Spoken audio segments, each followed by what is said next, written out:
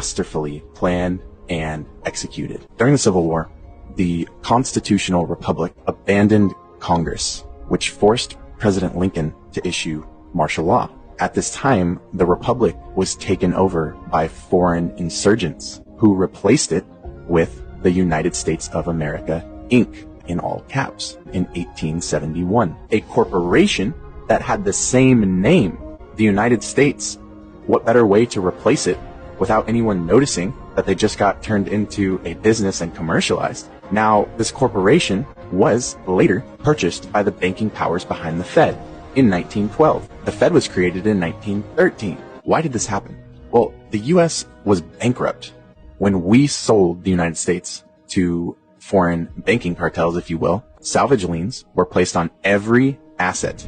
Check this out, including the people of the new federalized states. Now let's fast forward to 1933. An income tax was placed on the people to pay these foreign bankers who own the IMF, which owns the IRS. Look into what the IRS actually is. Who is the IMF owned by? You got to follow the money. Who funds it? It's the same people that own the United States Inc. Same few families, and they're not American. So when I say foreign insurgents, that's what I mean. So 1933, USA Inc. goes bankrupt. An income tax is placed on its people.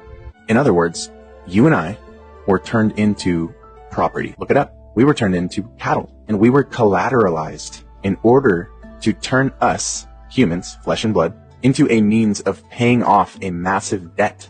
But the problem is that while you are technically a person, you've entered into contracts that you're completely unaware of, such as your birth certificate, social security number, etc., that are all saying, I consent to being collateralized. You're living as property, as opposed to living as a blood and flesh natural being. On paper, you are property. You are a corporation right now. You might be hearing this and thinking, we're fucked. We're property? Are you kidding me? And that's true. And property doesn't have rights. But here is both the blessing and the curse. There are multiple of you. Just like there's multiple United States of Americas. Sleight of hand, remember? What hat do they want to wear? There are multiple of you. The insane irony in all of this is the fact that they are actually now liable for all of your alleged obligations, aka debts. That's what a debt means. You can play a wrong move in chess and still win the game. And commerce is chess. Their greatest attempt to set us back actually is their greatest weakness.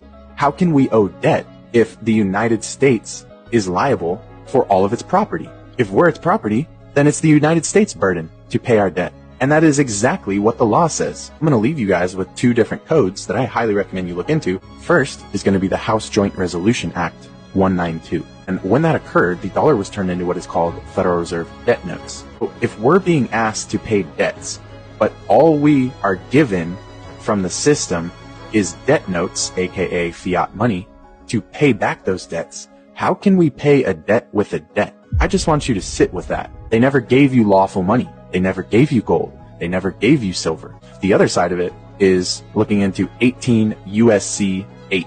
18 United States Code 8. You're going to come to find out that that's literally telling you that the United States is liable for all debt. All of your debt, the United States is liable for it.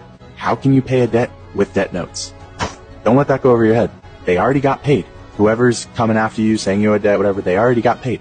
Why would you be paying it twice? Common law, a completely different, higher level set of law that comes from God, the Creator, is for a natural blood and flesh man.